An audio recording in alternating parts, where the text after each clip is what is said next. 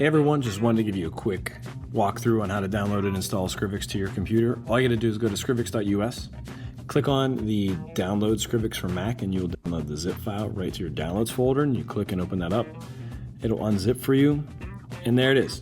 So all you have to do is drag and drop this into the applications folder, and I already did that, so I'm not gonna do that again.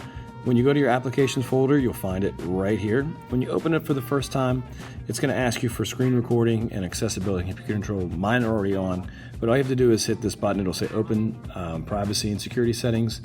If you do that, here's what it'll look like. Let me open mine up. I'll get rid of this. There's your pairing code whenever you first pair it up.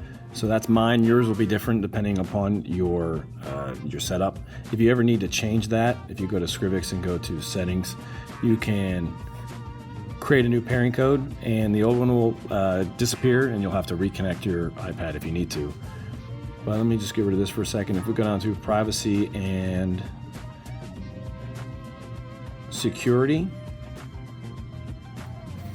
two things you need to make sure that are checked. It should be able to do that for you. Accessibility, or you should be able to do this. Make sure this is on and added. If it's not added, you just need to come down here to the plus and go to open it. You might get a message pop up that says that you might need administrative approval. Just let that happen. And if you need to send a message, just make sure they know that this needs to be added.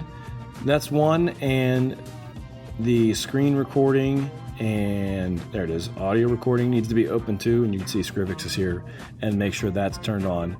If these don't automatically update to green check marks, you might want to just quit it out and start it up again. And that's it. That's all you got to worry about. And then once you set everything up and connect, your screen will disappear, and you can continue using Scrivix as you're supposed to. Hope that helps with any install issues that you might have.